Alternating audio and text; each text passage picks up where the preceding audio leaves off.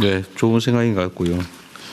그 관련해서 지금 공직사회 안에 보면 사실 공직자들의 제일 중요한 관심사는 승진인데 승진이 적체가 되다 보니까 사실 이런저런 불만도 많이 나오고 그러잖아요. 또 한편으로 이런 게 있습니다. 이 공직자로서 부적격인 사람도 상당히 있어요, 사실은. 특히 고위직이 되어 있고 정치에 휘둘릴수록 능력은 없는데 연줄로 버티는 이런 경우들이 꽤 있어서 이 점에 대한 문책이나 이런 것도 좀 엄정하게 좀 해야 될 것 같습니다. 포상 당연히 해야죠. 그리고 우리가 정책 감사도 없애서 정치적 이유에 의한 그 먼지털이식 이런 것도 이제 못하게 만들었는데 또 한편으로 보면 그 속에서 이 무능하고 무책임하고 국가에 대한 충성심도 국민에 대한 애정도 없이 자리만 차지하고 그런 사람들이 없지 않단 말이에요. 근데 보면 이 감시나 징계나 이런 문책이 매우 너무 온정적인 측면이 있습니다. 그러니까 우리가 성과에 대한 포상도 매우 미약하지만 또 예를 들면 부정행위나 이런 부적격 행위에 대한 문책도 매우 부족해요, 사실. 약해. 그러니까 뭉뚱그려가지고 애매모호해요. 좀 선명하고 투명하고 이래야 되는데. 그래서 이 복지부동을 없애서 우수성과자에 대해서 포상도 하고 인사상 이익도 명확하게 주되 이 부정 또는 부패행위 무능에다가 이 특히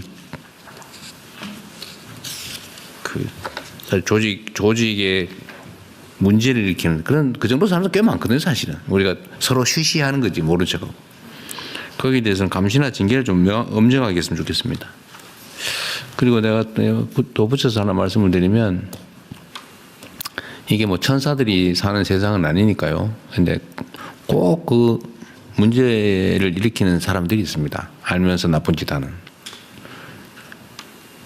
각 부처의 그러니까 감사 기능이 다 있잖아, 그죠? 각 부처에. 그 감사 기능을 좀 강화들을 좀 하십시오. 우리가 이제 매우 자율적으로 조직 운영을 할 거고, 그 다음에 평가도 좀 잘할 거고, 또 투명하게 국민들한테 행정을 최대한 공개를 할 거고, 각 부처도 최대한 공개를 좀 하세요. 제가 이 공개하는 게 뭐 일부러 다른 의도가 있어서 그런 게 아니고 이건 국민이 하는 국정이기 때문에 국민들한테 알려야 돼요. 그래야 평가가 객관적이고 공정하게 되죠. 각 부처도 최대한 많이 알리세요. 그리고 그 일을 직접 담당하는 공직자들도 최대한 자유를 보장하되 어쨌든 랜덤으로 좀 이렇게 부정기적으로 이 감찰 기능도 좀 강화해서 정말 평소에 열심히 일하는 사람들이 존중받고 또 사고 뭉치들은 좀 곤란해가지고 한번 걸리면 아주 엄정하게 책임을 반드시 물어야 됩니다. 그래야 조직의 기강이 살아요. 신상필벌이 정말로 중요하거든요. 인사도 공정하게 해야지만 잘못한 데 대해서 엄정하게 책임을 물어야 된다. 이걸 꼭 부탁드립니다. 어쨌든 감사 기능을 좀 강화를 하시고 유능한 감사 인력을 투입하고 그 최대한 자율성을 보장하되 감사나 이런 걸로 문제가 되거나 아니면 뭐 언론이나 이런 데서 지적이 대체적으로 엉터리도 꽤 있긴 한데 대체적으로 문제가 있으니까 지적하는 거거든요. 그런 거 잘 찾아내시고 어쨌든 문책도 엄하게 하자. 성과 포상도 명확하게. 문책도 명징하게, 엄하게. 네. 국무총리실 각 부서별로 그걸 강화해 주시고 총리실에서의 감찰 기능도 네. 강화한다는 기조로 지금 이미 진행을 하고 있다는 말씀 다시 한번 드리겠습니다. 자, 그러면은 이견이 없으시면은 공무원 특별성과 포상금 제도도 원안대로 접수하겠습니다. 그리고 이상으로 부처 보고를 마치고 네. 의안심의로 의안심의 하기 전에 이제 한두 개만 좀 추가로 각 부처에 얘기 좀 하겠습니다.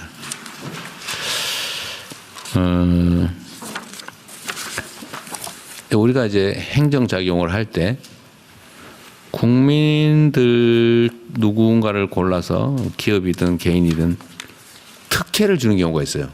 그런 거 보통 이제 특허라고 말하죠. 또 허가, 인가, 면허 이런 것도 사실 그런 경우가 있습니다. 그러니까 모든 사람한테 기회를 안 주고 특정인에게 기회를 주기 때문에 엄청난 혜택이 되는 경우가 있어요. 그게 뭐 소소하면 괜찮아요. 근데 특혜라고 믿어질 정도로 심각한 이익을 주는 경우가 있으면 이거를 특정 개인한테 주는 게 과연 타당하냐를 고민을 꼭 해주세요. 아까 얘기한 대로 저는 최대한 국민 모두에게 아니면 국민 다수에게 혜택을 나눠주는 게 맞다고 생각합니다. 그 중에 하나가 예를 들면 이런 거예요. 전에도 우리 한번 얘기했던 건데 그 남산에 그 케이블카 있잖아요. 그 60몇 년 동안 하고 있다면서요. 땅 짓고 헤엄치기로. 그 왜 거기서 특정 개인이 그걸 다 수십 년간 그런 특혜를 누립니까? 그 아마 그 시정 조치를 준비하고 있을 텐데 예를 들면 그렇다는 거예요. 사소한 얘기긴 한데 제가 하다 보니까 버스 면허 있잖아요. 버스 노선 면허 내주잖아요. 면허. 그것도 버스 한 대에 노선 한 개면 버스가 여러 대가 투입되잖아요. 그 버스 한 대의 권리금이 막 수천만 원씩 하더라고요. 그 노선 하나를 내주면 버스가 여러 대니까 수억짜리예요. 그 노선이 좀 길거나 이러면 좋은 노선을 이렇게 손님 많은 노선으로 그려주면 그것도 공무원 권력이던데 그렇게 해서 하나 신규 노선을 내주면 그 수십억짜리. 사실은 우리 국민들이 보실 때는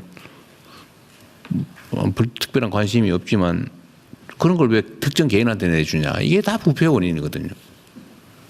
그러니까 그 권력 자리 차지하면 그런 나쁜 짓 그건 엿바꿔 먹을 수 있으니까 그것 때문에 그렇게 싸우고 난리인데 근데 이거를 개인한테 주는 것보다는 아까 얘기한 대로 예를 들면 다수의 국민들한테 기회를 준다든지 아니면 공익적 사회적 경제 공익 활동을 하는 거기다 면허를 주든지 이러면 별로 모두가 행복하지 않습니까?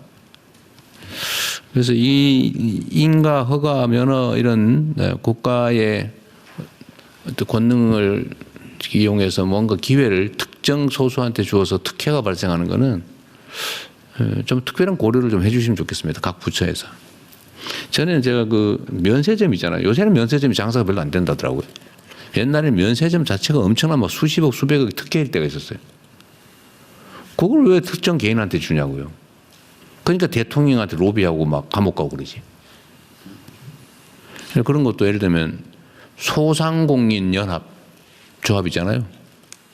그런 데다 주면 좋잖아요. 그 국내 중소기업 소상공인들한테 기회를 주면 그것도 특정 개인한테 문제니까 예를 들면 그 경쟁이 치열하거나 이럴 때는 거기다 주면 되지. 면허권을. 그 자체로 수십억 수백억이 생기잖아요.